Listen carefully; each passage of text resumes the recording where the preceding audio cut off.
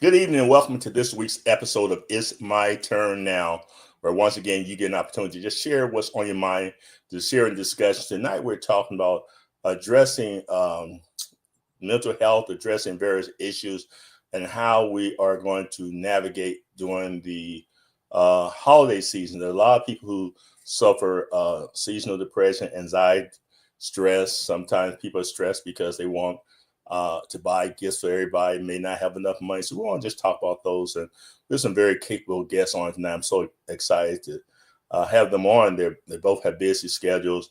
Both are dynamic in what they do. And again, I want to encourage you to just share this, hit that share button so that your friends may be able to watch this later on.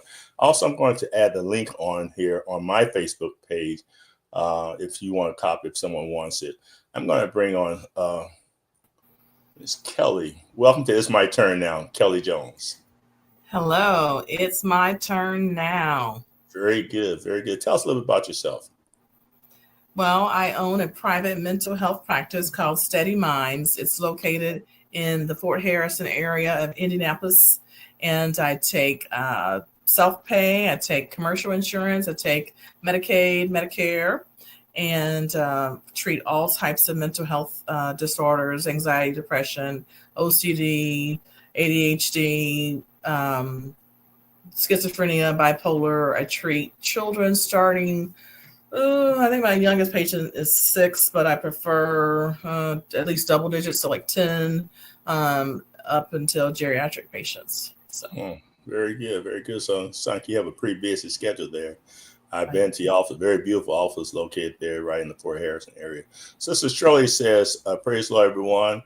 And she says she shared again. I'm going to ask you if you shared it, type in there. I've shared it so we'll know that you are sharing the link. Again, we're so glad to have you on, Kelly. And this is not your first time. This is not your first time on the program.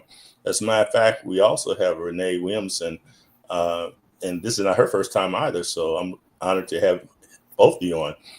Welcome again to It's My Turn Now, Renee G. Williamson. It's G Renee, but you can just say Renee. My You name is got Renee Williamson, and I have been on before, but it's my turn now. And I am happy to be here with you tonight, just to kind of discuss some of the things that you've mentioned about what people are going through. I also have my own private practice on real close to Keystone at 55th Place. I see clients 18 and over. I um, have been in practice for a long time, actually, been um, seeing clients for over 10 years and have had my practice for over 7 years. So I offer a lot of the things that Kelly says she offers as well. I don't particularly see younger clients, but I am open to that as well. And I have openings to for clients in the evening hours, which is why I was a little bit later getting on tonight, um, finishing up with a young lady. So good, very good. Actually, Renee and I have actually worked in the same office at one time, so I'm very familiar with her work. When I've actually sat in some of her sessions, and she's done a tremendous job. I've not actually sat in Miss Kelly's in with the session, but I have been in her office. She has a beautiful office as well, and so I would encourage those here. If you need a therapist, either one of these ladies will do a fantastic job. And so there's a great need for that, especially during the holiday season. I think it's extremely important during the holiday season to address this because there are individuals who can be dealing with stress and not even know it, dealing with anxiety, not even know it. And maybe you ladies have some suggestions for our listeners because a lot of times, especially when the area, someone mentioned that on the comment about people spending. Sometimes people are stressed out because they're trying to buy everybody a gift, or they stress out because they know they don't have enough money to give. Sometimes parents will have children. But the demands, I was talking the other day, the demands are a lot different. When I was a kid, if I got me a T-shirt and a pair of socks, that was my Christmas gift, and I was thankful for that, and better not complain. But now kids, they want Nintendo Switch, they want this, they want that. So things are so much different. But I will say, once I learned and realized that I set a budget, once I went to that budget, whoever didn't get covered in the budget, they had to get covered next year or not get covered at all. So I'm going to start with you. We started with Kelly, so we're going to give you Sister Renee. What's that fancy middle name you got, Sister Renee? My middle name is Renee. Oh, all right. I'm being educated, so no wonder you. See, okay, so how you pronounce that first name again? The name I go by, or you wanting to know what the G stands for? G, you correct me when I said G earlier, so you just tell me what's the G, what's that? So I like to give people their names, proper names. What's your? No, proper it's okay. I've been called Renee all my life. Okay, I'm just kind of curious what it's Gwendolyn. Gwendolyn. Okay, I thought you said something else. Gwendolyn. All right. Evangelist Gwendolyn Renee. All right. So, what are your thoughts on the subject tonight? On the subject of the navigating the holidays. Yeah, just in general, what are your thoughts about that and some of your experiences? Yeah. Well, for one, I think, like you said a few moments ago, Bishop, part of the problem that we experience in today's world is that we have gotten way past where we really believe that it's not necessary to spend thousands and thousands of dollars for people to be happy. Mm-hmm. And one of the other things that happens is that we do stress ourselves out over the fact that we don't have the money to do a lot of things and or do what we would like to do. But the other thing that causes stress is that even when we do those things for our people, sometimes they're not grateful. True. And so that brings even more stress. And I'm not saying that no people are, but a lot of times they're not, especially kids that are used to getting what they want. Or, I had, and I won't even say, but I had a family member that I bought some things for one time. And his mother thought that I was, it was beneath them, So I used to feel depressed. I used to feel like, it was a problem for me not to be able to do that. But I learned over the years that as long as I love my people, that's what's more important. And I may or may not buy gifts. I may say, hey, I'm going to get something, or I might say, hey, I'm not going to get something. But the important thing is, and I mentioned that I wanted to say something about what you said. You said some people are depressed, anxious, and have other kinds of disorders or issues that they're not even aware of. A lot of times we have these things going on, but we don't understand that there is a name for it. And sometimes even giving something a name, such as depression or anxiety or bipolar disorder or whatever, sometimes giving that name to that disorder or issue can create even more anxiety or even more depression, because then we feel like, they're saying that I'm this or I'm that, or, sometimes people say, well, I'm not crazy. Well, no, you're not. Right.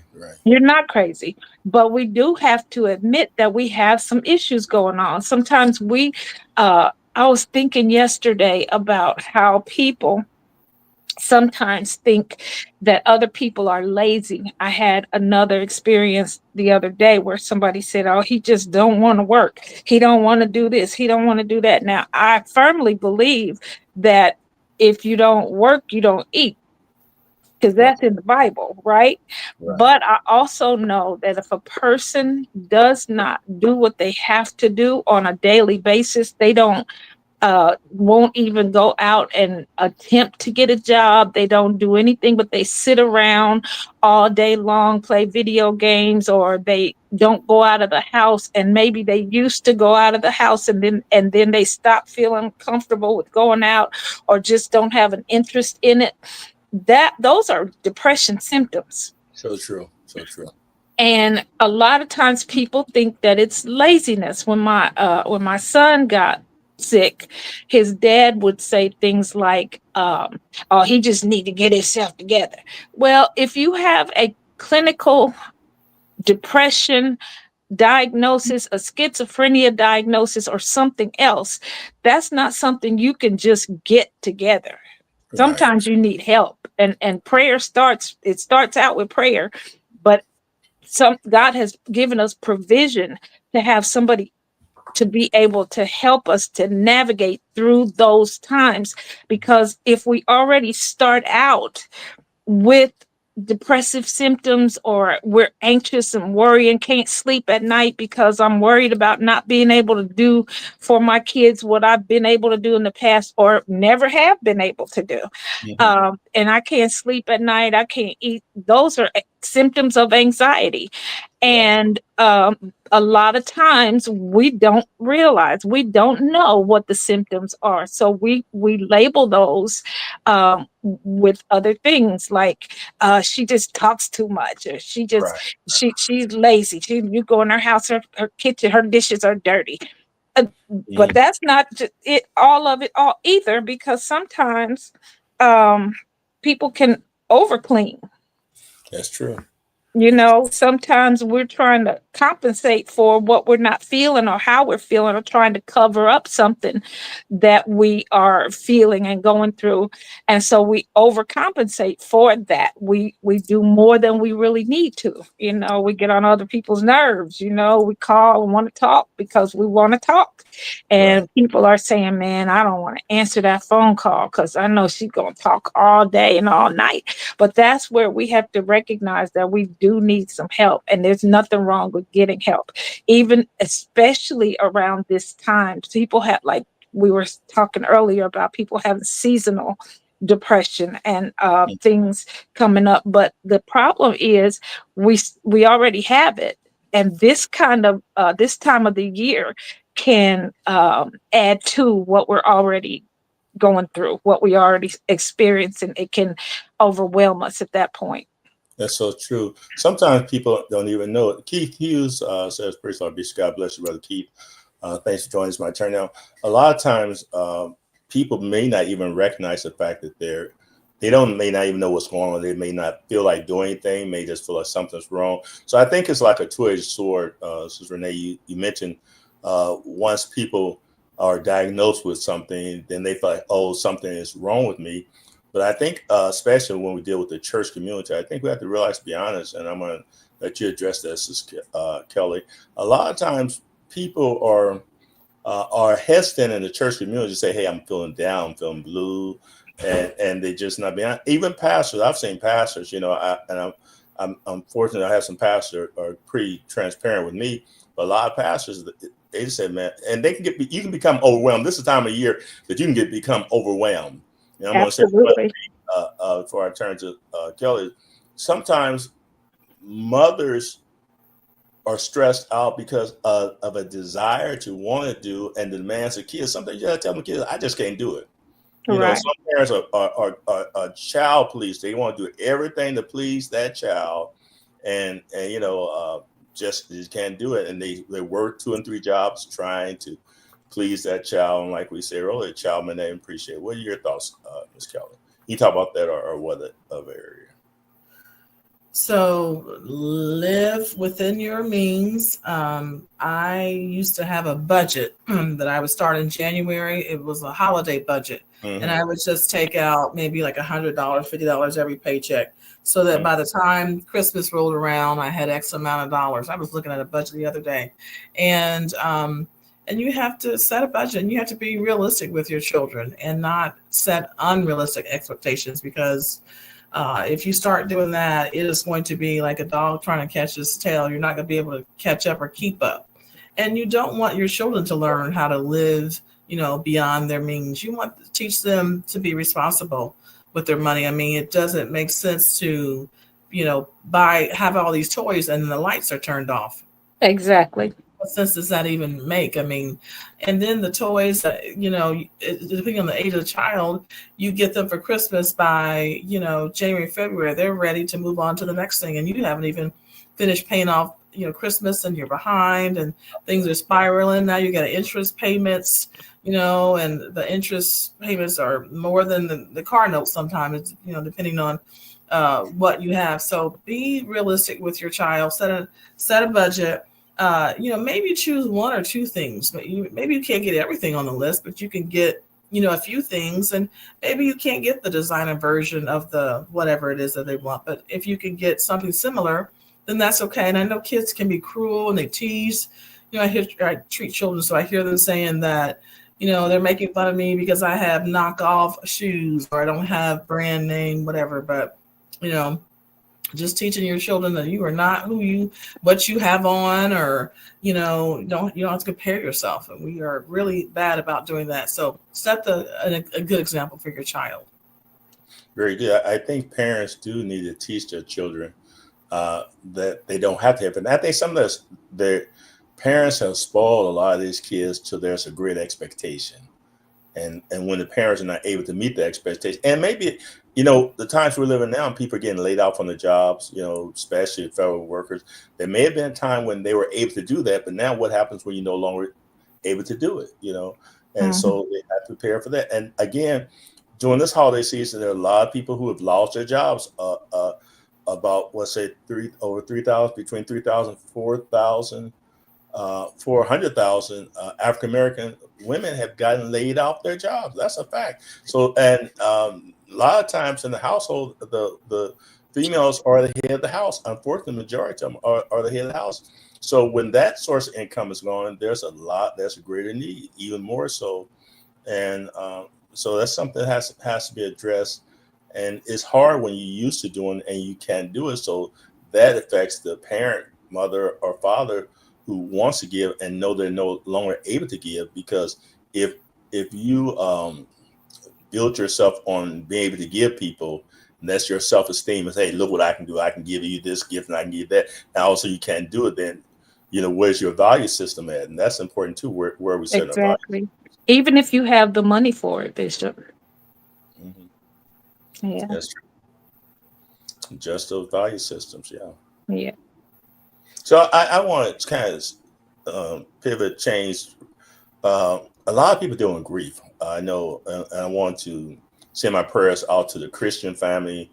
They lost their mother. And also, Israel Madison family just lost their father, husband, within the last 2 or 3 weeks. She just passed within the weeks. And so when we deal with holiday sin, it's extremely affects extremely when we're dealing with holiday season, because that person who was once at that table is no longer at the table. And I'm going to start with you with this one, Kelly.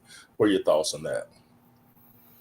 Well, I mean, having the empty seat at the table is very difficult.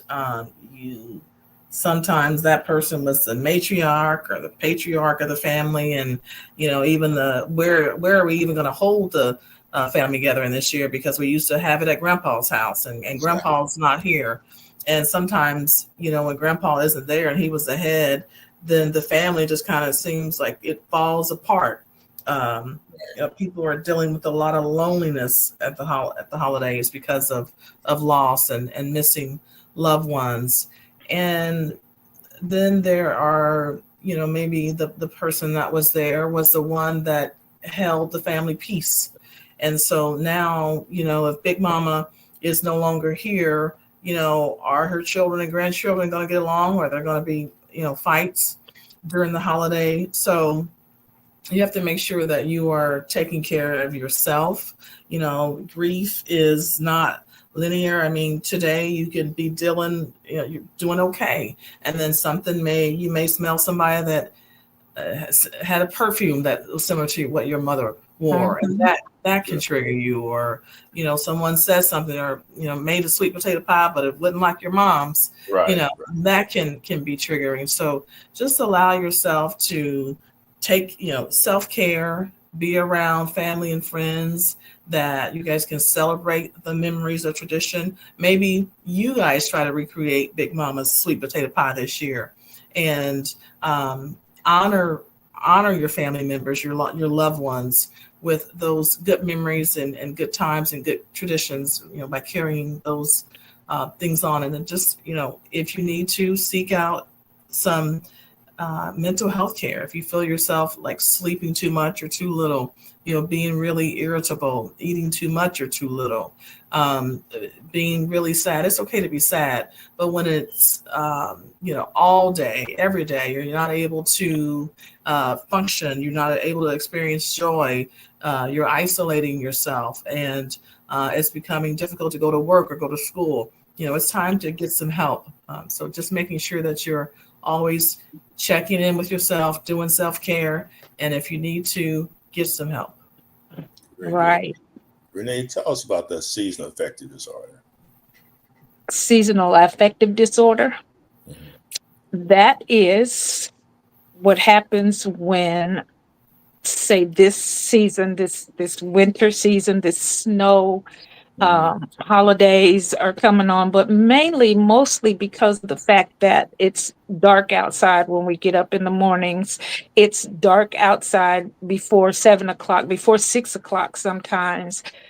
There's snow. I can't go out of my house like I would like to go out of my house. I can't move about like I would like to move about. And because of that, now I am feeling out of sorts. I'm feeling irritable. I'm, like Kelly said, paying attention to the symptoms. Seasonal affective disorder is a disorder that comes because it's 8 o'clock right now, and a couple of months ago at 8 o'clock, it'd still be light outside. But now it's not there. And so we get off, we start to feel off. And those kinds of things can make us, cause us to feel like make us feel like the things that Kelly was saying, the symptoms she was calling out for depressive symptoms.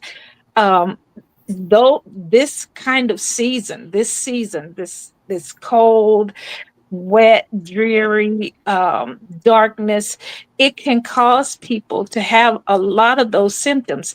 And sometimes people think that people are just angry and irritable all the time. That's a depressive symptom. Right. Like Kelly said, laying around, it's okay to rest. But when you find yourself waking up and not wanting to get out of the bed at all, you stay in the bed only to get up and go to the bathroom, or only to get up and not want to go to work. You don't want some people lose jobs because they can't function. It has nothing to do with has nothing to do with me being lazy. It just means that I can't function anymore. I'm isolated. I don't get pleasure out of going and doing the things that I normally do because it's a different season. And sometimes, Bishop, I have talked to people about seasons changing. Sometimes it has nothing to do. Oh no. Sometimes it has nothing to do with outside seasons, but just seasons in our lives that change. That's true. That cause us to have different things going on, like the grief, the changes in our families where our children grow up and go out of the home and we find ourselves at home by ourselves. These are different seasons in our lives that also can bring about those same effects of seasonal affective disorder. So you're right. There are a lot of things that can affect it. I know personally when the October and November comes around, it affects me because when I was younger, well, my teen years, we suffer a lot of deaths. Aunts and uncles, I think like 4 or 5 died within 6 months. October, and so there's a clock. We have an internal clock. Sometimes we don't even recognize it, that it tends to affect us. And sometimes, and we're going through something emotional. We wonder, hey, what's going on? It's something different. And sometimes you think about it, you can track it. What happened in my life around this time of year? Because your mental, your internal clock remembers that, and you can start feeling funny. Say, I don't know why I'm feeling funny, and it can be associated with the loss of a loved one. Exactly. And I remember times when that happened to me when my husband died. every year around September 26th, I Right. would start to feel off, But I wanted to kind of touch again on the seasonal affective disorder.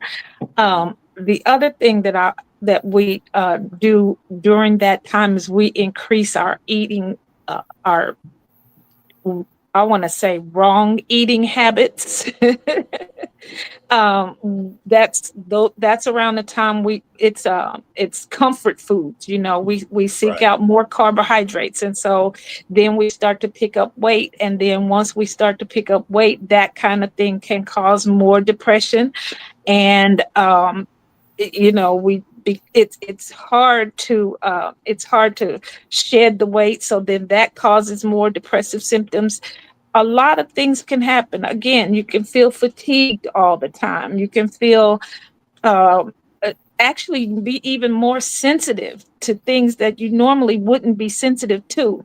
You can feel like somebody is mistreating you, and it's not really happening. So then you feel like neglected sometimes. And I do a group with the residents in Zion Tabernacles home apartment building. Very good. And I've noticed that a couple of them have asked to be seen individually, and they deal with this disorder, the SAD disorder. They deal with that even though it's not necessarily the fall and winter. Sometimes it's just ongoing because we don't have our family's not around. We've moved out of our homes now. We are not in the place where we used to be, and we can't cook for ourselves like we used to, and people don't come and see about us. So that can also add to it. And especially around holiday times, that can be a very discouraging time in our lives. Again, that can be considered a seasonal thing, even though it may not happen in the winter or fall. Okay. I do grief and loss seminars, and I've listened to what you're saying. A lot of times people can be grieving the loss of mobility, loss of health, loss of family, loss of permanent residence. I sell real estate also, and I had a client. She went to the hospital, and her caregiver contacted me to sell her home. And so I listed her house for her, went to me, and she said, I knew that was going to happen. I knew when I got to the hospital, they were not going to let me go back to my home. And so we had the house listed, and I talked to her, and I said, well, you're in a bad place. But she called me a couple of weeks afterwards. She said, you know what? She said, I think I want to go back to my house. I said, that's fine. I said, because I understood. I said, let's go back. If you're not able to handle it, just go as long as you can. I wasn't going to argue with her and say no, because I knew how that affects. She's 80 Of course. years old or something like that. That's all she knows. But can you imagine the permanence in your home, and you lost a lot of family members, husband, children, and that's the last thing you have is your home. So a lot of people are dealing with issues like that. Some type of grieving the loss of a job, or grieving the loss of home, and that's compounded. I think during a holiday, it really compounds it during the holiday season. Exactly. And one of the other things that I deal with in grief and loss counseling is the loss of relationships. Mm-hmm. You have a lot of people who are estranged from family. Right. Estranged from husbands, wives, sisters, brothers. I had a client a year ago who had lost her mother, and she had lost a sister, and her other family members were not rallying to help, and disregarding her own feelings. And she felt like, she was really devastated, and her grief was compounded because of the fact that she didn't have these other relationships, Right. And I asked her, I said, do you think that it may be that you're grieving the relationships that you have, even though they're not deceased? Right. I know your mom's deceased and your sister's deceased, but are you grieving also those relationships that are still possible but they're just not. And that kind of situation can cause even more of a compounded grief situation. Right. Very good. Sister Sarah says, praise the Lord. She's on here. Let me see if I clicking on here. It's not. Oh, there you go. She's praise the Lord to everyone. Thank you for joining Sister Sarah. You're so right. What do you think about that, Sister Kelly? I'll let you address that. Absolutely. Yeah, there's so many types of grief and loss and estrangements. I have had patients whose children, adult children, have not talked to them in years. They haven't seen grandchildren. They haven't seen the children. And I mean, the holidays and everybody else is with their family and they are alone. Or some people are just kind of loners and they're okay. But at the holidays, it magnifies. I feel like the holidays don't create the problems, but they magnify them. So if you, are stressed during the holidays, you will really be stressed. If finances are an issue during the holiday, they are really going to be magnified. And the same thing with loneliness and divorce, separation, all of those.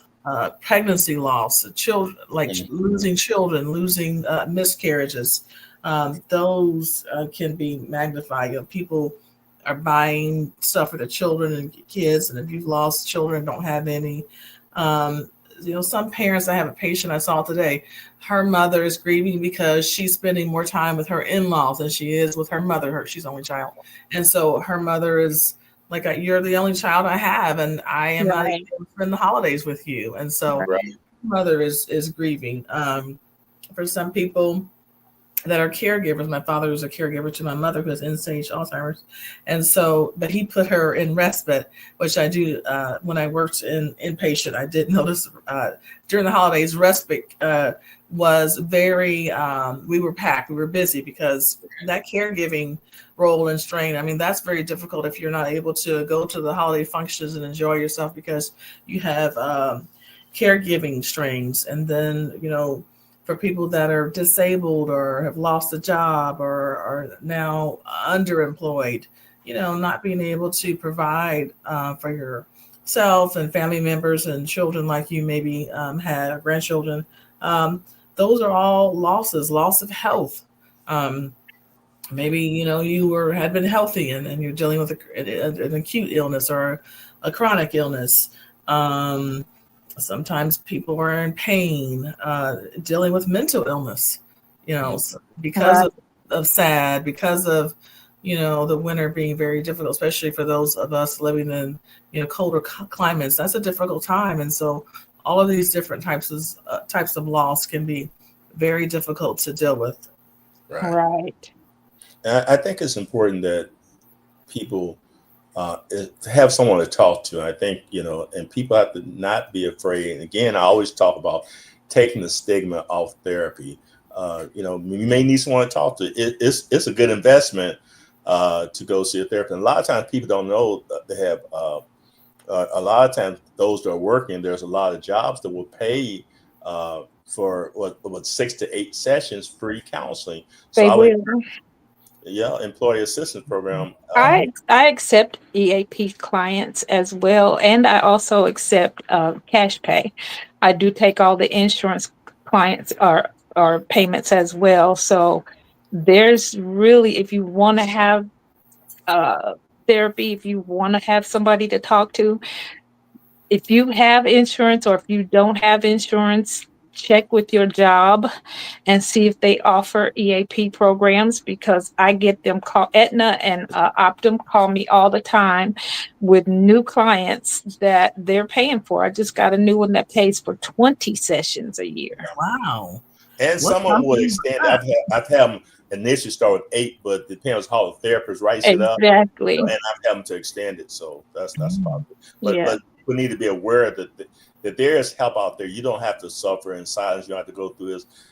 And don't feel that you're the only one going through. I think what magnifies it too is you feel like, wow, what's wrong with me? Nobody else is going through. Because the person smiling does not mean that they're not hurting, they're not suffering, and they're not going through something. Everybody's smiling because too many times, I think too, we have to be aware and to check in on our families, because there are a lot of people commit suicide this time of year, and a lot Yes. of times people say, "Well, I didn't expect. I don't know. I just saw them yesterday." You don't know what a person is dealing with, so I always believe in checking in on a person. Hey, how are you doing? How are things going? Ask them how are you going? How are they doing?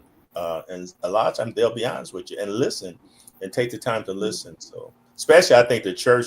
I'm a strong advocate. The church should take a bigger role in addressing it. I may encourage that there's some churches listen, have a session one Sunday or one Friday, just come together. People need to get together, especially if you're a person all by yourself. That's why a lot of churches, especially church I attend to, a lot of older people, they didn't have family friends, so they were faithful to church because that was their social structures. All they had. Exactly, but we don't do that anymore. So that also adds to all of the stuff that we're seeing nowadays that we didn't used to see some time ago. And it is very important that we understand and help other people to understand it's okay to talk to somebody. And that's what actually mental health therapy is. It's actually just talk therapy. Right, Giving exactly. a person an ability to be able to get out. When my clients come in, I let them talk for as long as they need to, whether that's one session, 2 sessions, 3 sessions, and then we can talk about goal setting and things like that. I do ask what their goals are, but I allow them to talk because sometimes it has taken them a long time to decide to come and see somebody. And Right. then when they get there, they need to be able to say, "Oh, this is what's going on with me," and it might sound like rambling. Excuse me. It may sound like rambling to us, but it's not. It's what's on their minds. Right. I had a client. This person was out of town. When I So, first met this client, I thought he was just a rough person. It was a male client, and when I went to Zoom only, and not this person lived about an hour and 15 minutes away, and he would come an hour and 15 minutes to the session. When I went from in-person session to Zoom, he was so disappointed. He said, I look forward to that every week. That was a highlight of my week. I never thought that just being in person meant that much to him. It meant a lot to him. He was really, you talking about a grown man getting teary-eyed when I told him, "Hey, I'm not seeing any clients." right. It really affected him. So I gave him a few more times before I had to wean him off because we all have to set boundaries in therapy. So I had Right. to give myself more But time. that speaks to, again, the fact that people are, like Kelly mentioned, loneliness, and I had that written down in my notes. Loneliness, isolation, not having people that you can really talk to. And then even if you do have somebody you can talk to, sometimes you can only say so much before people say, "Oh my gosh, she's getting on my nerves," that kind of thing. So it's important to have the fact that he would drive that far to come for an in-person session. Right. Meant that there was something going on that he felt like he needed to get there. And sometimes we have to just be available for that. And I get it. You do have to set boundaries. Also too, now that wasn't his situation, but there's sometimes people are in situations in the home that's not conducive to a healthy environment, not conducive to their mental well-being, and so they just need to get out of the house. They need to get away, and they need Once a week. Yeah. two times a week if they can. Exactly. For sure. So my follow-up appointments are 20 minutes, but for the patients that's virtual, but I told my assistants, no, anybody that comes in the office, they get double the time. So they get 40 minutes. Because if you driving to the office, you want to sit down, I'm not going to rush you out in 20 minutes. You get 40 minutes. And some people get an hour. And so I'm doing medication. So I don't get, I bill a certain way, but for the most part, insurances don't expect me to take an hour to do a follow-up because it doesn't really take that long. But there are some patients I know, they come in the office and they're like, they just like, wow, I'm just woosah, it's time. And I let them talk. Now we eventually got to get to some medication, so they can't talk the whole time. But I give them, a certain amount of time to just release, because for some, they are the strong person. They are the ones that everybody in the family, all the friends come to them and pour all of their issues on them, and they're carrying this load, and they're like, I have nobody that Exactly. no one that's going to listen to me, no one that their family and friends would fall out if they said, hey, I need to talk. Hey, I'm not okay. That Right. was Right. just dumping everything onto them, but you cannot pour from an empty cup. I mean, you have to get refueled. And so Rejuvenated. Yes. But absolutely. that also goes for therapists as well. Yeah. Oh, We definitely. as therapists have to know when enough is enough and when we have to take a mental break. And I know, Ms. Kelly, you'll leave the country in a minute, so I guess you take advantage of that. But I do think, these are stressful times, and everybody is dealing with a lot of stress. So this case is time to escape. Everybody's dealing with a lot of stress. We have about 15 more minutes, a little about 20 minutes. I want you ladies just we talked about the problems. What are some of the solutions to some of these problems? So I think number one, that you should set some boundaries for your mental health. We just came off of, really, it was a 5-day stretch for our family for the holidays. My birthday was on last Wednesday. So we had Wednesday, Thursday, Friday, Saturday, Sunday. Thank you. And so, some of my family members were asking, well, why isn't so-and-so here? I said, everybody can't go for five. We had 5 different days where we were just going. And let me tell you, I'm tired. I had to get up and go to work today. But for me, I'm more of an extrovert. So being around people, is very uplifting and rejuvenating, and I feel energized. But for somebody that's an introvert, that is draining. And so, and I was telling my cousin, I said, everybody is not built like us. And that is okay. You don't have to, we're not all the same. But just making sure you say, you know what, I'm going to come to the event. I'm only going to stay 2 hours, and then I'm getting my stuff and I'm leaving. And that is okay. Don't judge your family member because they're leaving. That's as much as they can handle. They don't have the bandwidth to go to every single event. That's just not okay for them. And also, one of the things, family members can just be, what do I want to say? Everybody doesn't live the same. Like, what works for your family, your wife might fix your plate, and that works for you. Right. It's none of my business that your wife is fixing your plate, and it's not for me to come up to you with your wife and say, girl, he can get his own plate. I mean, I don't do that for my husband. I mean, like, mind your business. Yeah, exactly. If this is what works in my house, okay. Mm-hmm. And same thing with parenting. One of my grandsons was getting, he asked me for something, and my cousin was like, say please. Say please, say please. That's, he doesn't, it's not a requirement of mine. It's not a requirement of mine. He doesn't have to say please. And another one of my cousins was yelling at his great niece because she said hey to her mom. Well, that might be disrespectful for you, but it's disrespectful for you to be yelling at a kid. I mean, don't yell at her because she's saying hey. I mean, that is traumatizing. The way some of the stuff that we did, like, it's not okay to do that. And so families need to be careful, like, mind your business at the holidays. All right. I think my wife said the exact same thing. She typed it as you were saying right before you said, she put mind your business.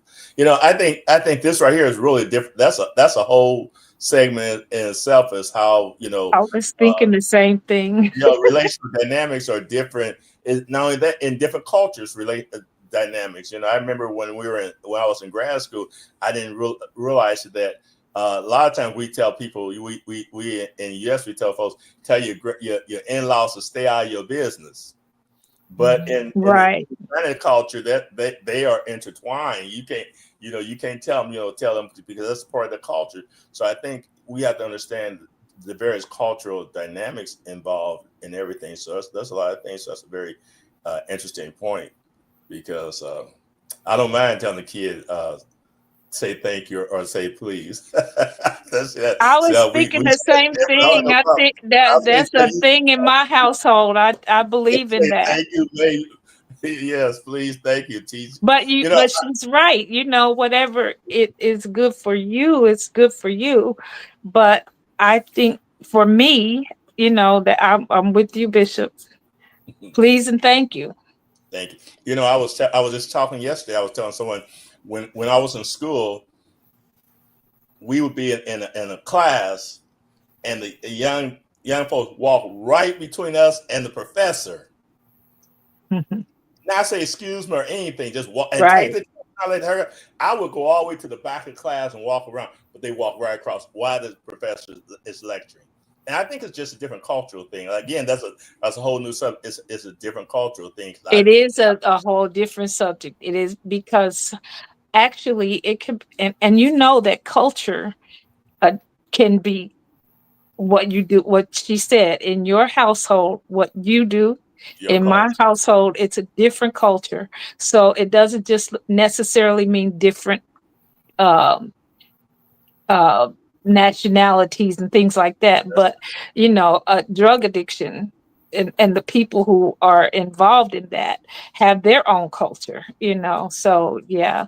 But again, back to, if you don't mind me going back to what we were talking about, Yes. you asked about what can we do about about um the depressive symptoms and being sad. Can I interject one thing I want to say? Is because Yes. I get older, I cannot forget.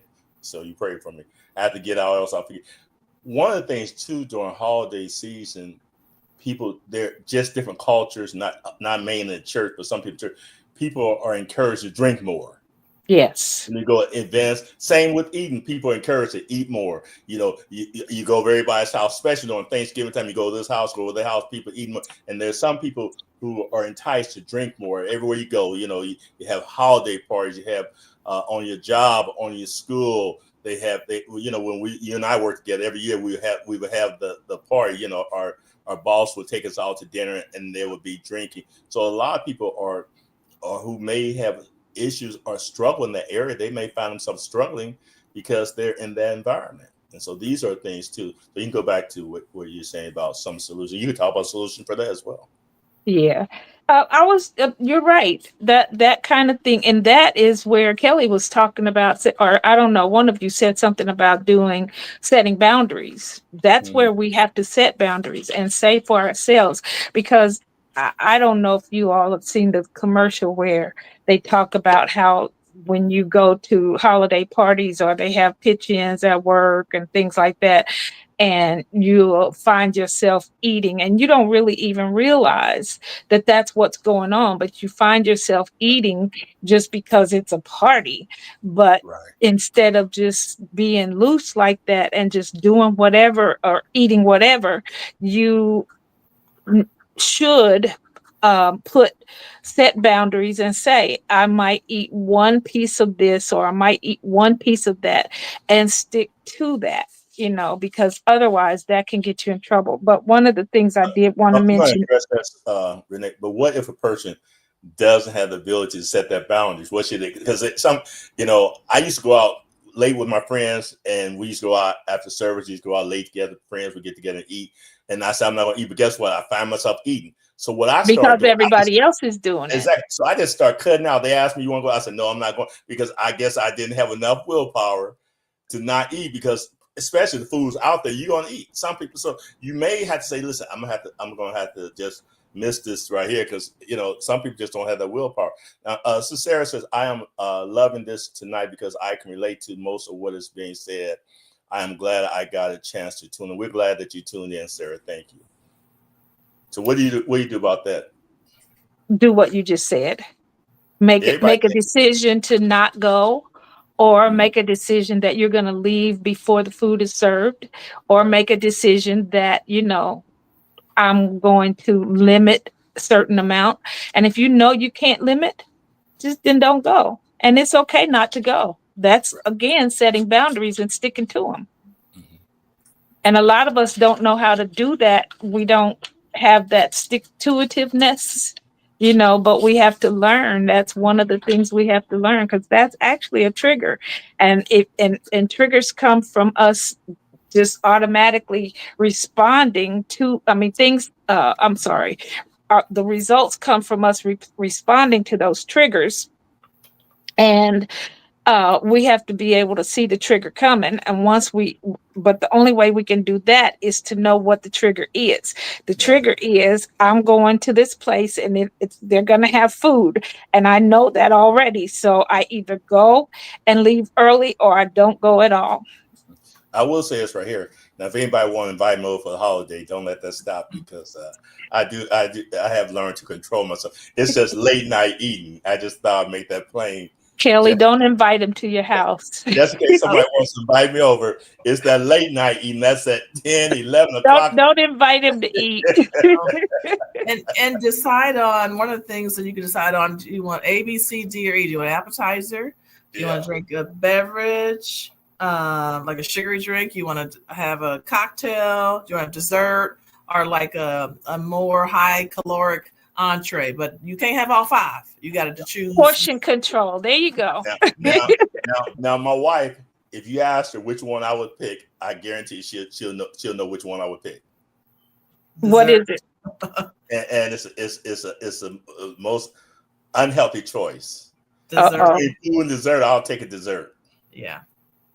A lot of us will. Yeah, dessert has not always been my best choice. I do it more now than I had. Well, I can't say that either. I like dessert, but it has to be a specific kind. It can't be sugary, sweet. Yeah. I think what we said is setting boundaries, because another thing we talked about it briefly, we hit on, but a lot of times you find yourself. I told you my wife, she put dessert up on there. She already knows. A lot of times, we find ourselves eating because we go certain places. And I remember one time, I was going with a lot of different people eating out. But then what happens is, after you eating, then you start feeling bad, because you start noticing those extra pounds, and that creates a certain degree of anxiety. And then that's when it's the first of the year. It's the first day it's always interesting. The first day of the new year, you see everybody at the Y. That place is packed. 2 weeks later, they're not. Keep it out for sure. So, if we start our New Year's resolution now of cutting back, and doing moderation, I think it affects you mentally too, as well, emotionally and physically, the weight that you gather. Yeah, it's portion control, basically. So true. What are some other suggestions? We have a few more minutes if either one of you one of the topics. How about well, sometimes when you talk about going to events and you're riding with some people or couples, the woman might be the extrovert and the man the introvert. I say drive separately so you can leave when you are ready, and it's okay, and pre-plan that and be okay with that. Mm-hmm. One of the things that you could do is just if you're somewhere and things are really getting to you, just go to the side and do some deep breathing, do some grounding, where you use your senses. You name one thing you can smell, 2 things you can feel, 3 things that you can taste, maybe 4 things that you can hear, 5 things that you can see, just to get grounded. Also, self-care, create some relaxing playlist. Do something fun. You can go to the Dollar Tree and get like the diamond art, something that will take your mind and focus off the stress, the holidays, missing the loved ones. Just make sure you are refueling yourself. I think everybody needs at least one friend, one family member that you can call and talk to, one support person, and call on that person and make sure that you are checking in with them and them with you, and letting them know when you're not okay. It's okay not to be okay. And boundaries they're not walls, they are doors. Exactly. And you get to decide when and how they open. And it's okay. Yeah. I want to add You know, to that. before we, I'm sorry. Go ahead. just excuse me, Sister Renee. Before we leave, I want to ask you ladies to text your contact information in the text, just in case someone wants to contact either one of you. Just text your information in the comment box, because there may be someone that's watching this right here. Again, I think it's important. You don't have to have a mental problem because you're going to see a therapist. You're saying, I need someone to talk to. I need someone to. And I would encourage churches, you know, a lot of times churches have services just so you can come and hear the preacher preach, or a Bible class. Maybe you have a session where you just let people get together and just talk. Just share, just coming together, just greeting. And can I just say really quick, and just for solutions. For one, find a therapist, find someone like Kelly said, find just that one friend, family member that you can connect with, that you know you can talk to and talk. One other thing that I was thinking about is, especially for this seasonal affective disorder, get out of the house. Yeah. And I know that's hard sometimes, especially with you having that disorder, or having those symptoms of, you know, being depressed or down because you are because of the weather, or because it's fall or winter. But make up your mind to go out of the house, even if you just go stand on the front porch in the sunniest part of the day, because that's the biggest part of it, is that the lack of sunlight takes away our ability to be okay. So get some kind of sun. Stand in the doorway just so you get some kind of sun, you know. And I promise you, if you go out when it's sunny outside, just stand outside for a few minutes, you're going to get some vitamin D, and that's going to help you in a whole lot of ways. No, very good. I think it's a very good suggestion. I think too, it's good to have an accountability partner. If you can find somebody that's going to, you can talk to, somebody that can get you out of the house, somebody that's going to say, "Hey, Exactly. come go." And I would encourage those who are watching here, call your friends up. If you know somebody that's normally sociable and all of a sudden they're not too sociable, call them and say, "Hey, let's get together. You know, Yeah. let's get together. Let's go somewhere simple." It doesn't take a lot of time. Now, Kelly, you sent yours through the chat, so I just reposted so they can be on the Facebook page. So, And how should Renee, I send it? just on the link, just in the message box here. And if you send to the chat, I'll go and correct it for you. Is that the comments? Right in the comment, yes, ma'am. And is that sure, it's good to see you, Evangelist Williams, and thank you both, Ms. Kelly you Jones. too? Thank you. Thank you. Go ahead, And- Sister Renee. Oh, you got to connect to do that, right? Yeah. Or you can do it. You can do it even if you go to my Facebook page, or if you have it up on your Facebook page, you can go. Also, you know, it's kind of late now, but I always put the link on there, because if someone wants to come on live when they see the link to the program, they could click the link and come on live. As Sister Kelly knows, her friend came on live last time and share a lot of good information with us. So we're thankful for her. Surprised we didn't hear her on this time. I didn't know which link to send. I felt like they were like part of the show. And so I'll have to, just figure out how to send the correct link. But I do want to say, for yourselves to set realistic expectations. Like, you don't have to attend every event, just choose one or two. And holidays don't need to be perfect. They just need to be peaceful. That's super important. I'm gonna say, I like what you said. It doesn't have to be perfect. That's a very good Exactly. statement. It doesn't have to be perfect, because sometimes people feel like things are going wrong, and what's going wrong, and things have to be perfect. Even that gift doesn't have to be a perfect gift. You don't have to give the person the most expensive gift. Like I said, give them something simple. Gifts. People who appreciate you doing something for them. It's not the value. There's some people who are just selfish and they want the best, the high price of everything, but you can't please everybody. Some people, you just realize you can't please everybody. So, and be okay with that. I'm okay with it. Sister Renee, I'm okay. You know, I used to not be okay, but I'm okay with it. You don't get anything from me, and I give from my heart. So if I give something and no one gives me anything back, I'm okay with that. Maybe Sister Renee will come come back on. We kind of lost her. We have a couple more minutes on here, but I think this is a very good subject. If someone's listening, just type that you enjoy it. And I think I want to talk for the rest of the month on dealing with season, navigating through the holiday season. So I may have you ladies back on if your schedule will allow you to come back on again, because I think this is a very interesting subject. If you're watching and you have a question, feel free to type the question in to the comment box and we'll address that at a later time.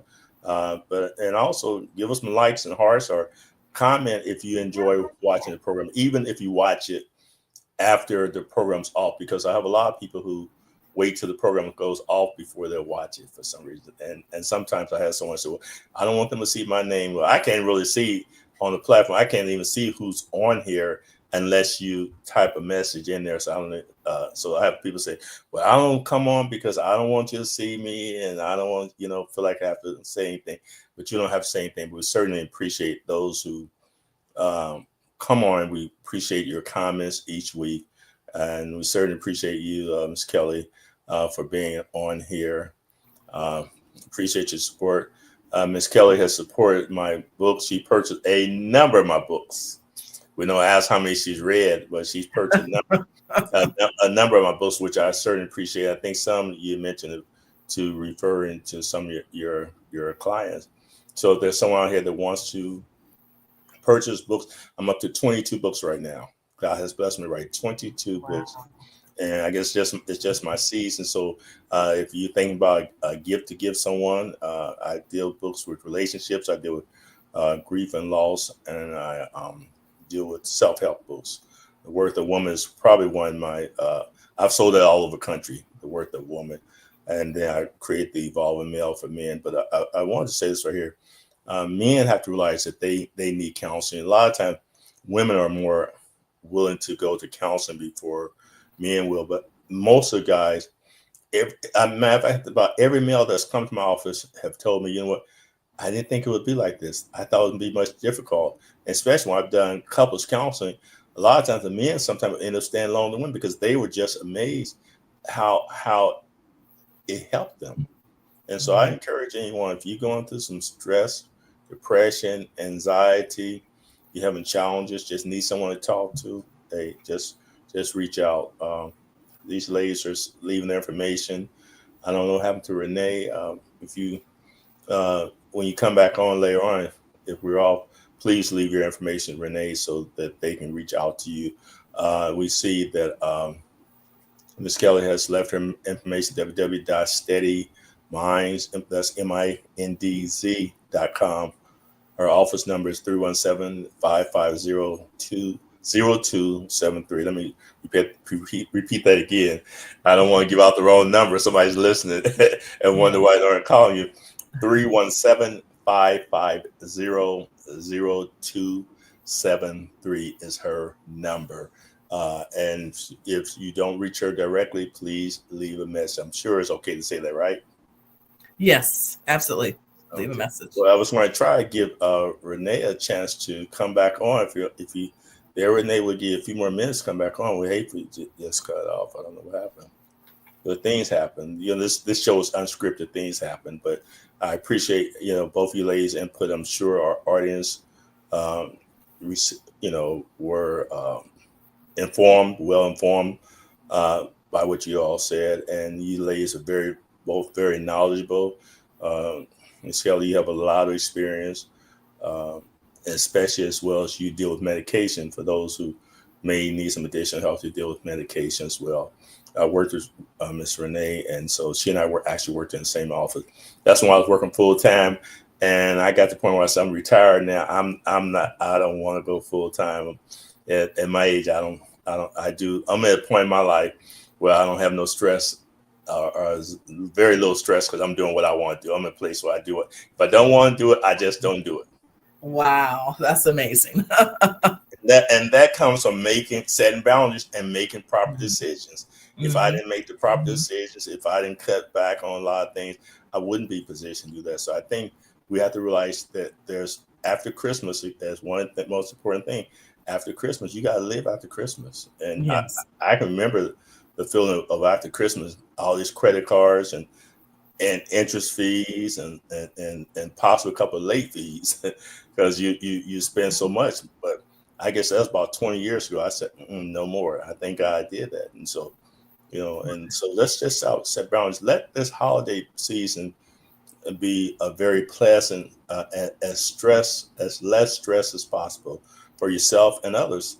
I'm going to say this right here. Don't cause stress for somebody else. Sometimes we don't want to have stress, but we don't want to be a cause factor for somebody else's stress. So let's not, cause stress for somebody else. Let's just not do it. So, do you have any final words? I guess 60 seconds, and you have any final comments, Ms. Kelly and Ms. Jones? Just that the holidays magnify everything, the joy, the sadness, but make it a holiday to remember. And it doesn't have to be about money and spending. You can create memories that are that don't cost you anything. You can, volunteer somewhere and make someone else's holiday right. I had my grandchildren volunteering at my church to help Moselle Sanders. That's a holiday to remember. They're 4 and 6. To be able to bless other people. And then we go home and we go in our pantry and we pick whatever we want out of there. But do something meaningful sometimes if you don't have the money. But live within your means, set your boundaries. It's okay to say no. It's okay not to host. It's okay to live your life however you want to, as long as you are doing what you need to do and what works for you. You can't live other people's lives. And like we were talking about, stay in your lane, mind your business, and be on your best behaviors, during the holiday. People, you don't know what people are dealing with. So be loving, be kind, be caring to your family members, to your coworkers, to, people that you see. Because you don't know what a kind word, what a smile will do for someone's day. They might be ready to give up, and you saying, "Hi, how you doing? Have a good day." Makes all the difference. So, spread love this holiday. Very good. And I like to add to that. Think about the consequences, whatever you do. If you know that your propensity to drink and get drunk, you shouldn't have that to people in the church. But we might as well keep it real. There's folks in church that are drinking. I saw someone the other day, they were telling me how involved in church and they had a couple of drinks, but if you have propensity to drink too much and you beside yourself, don't do it. If you have propensity to eat too much, cut back. Maybe have somebody say, hey, let me know when I'm doing too much. Just think about your actions. Don't do anything rational that you're going to regret the next day. Think. People say, look before you leap. Think before you make any type of irrational action that's going to affect you. Even though if you're down, don't do something. Think about it. If you're going through depression, call somebody up and say, hey, listen, I'm going through depression. Don't, I tell people I would never want a friend of mine to commit suicide. All my friends know that you can call me. If things are bad, please call me. Don't ever feel like that no one cares. There's always somebody care. There are people that care for you that you would never know that they care about. Often too many times, and as Kelly, we don't tell people that we love them or we value them. And then when they die at their funeral, we tell them, oh, I love them. And I've heard people say, if they knew how much they were loved, and let's show some love. That's something that don't cost you anything. Show some love, reach out to someone and tell somebody that you care about. Tell somebody you appreciate them. So I'm telling all my friends I love you, and I want to make sure y'all appreciate me, my friends. Make sure y'all appreciate me. I don't know who y'all are, my friends. I kind of get them sometimes, but have people that you can laugh and enjoy life and have a good time. Listen, again, we thank you, Ms. Jones, for being on here. We appreciate that invaluable information. Her information, her contact information is on there. Renee, when you come back on, please put your contact information so that they can contact you as well. Thank you, ladies, you for doing a tremendous job. A lot of information. Again, if you have some questions, if you're watching this and you have some questions, feel free to type in the questions and we will get back with you. Listen, thanks again for listening. Tune in to It's My Turn Now, where everybody gets a chance to express yourself. Thank you. Enjoy the holiday. Be safe. Be prayerful.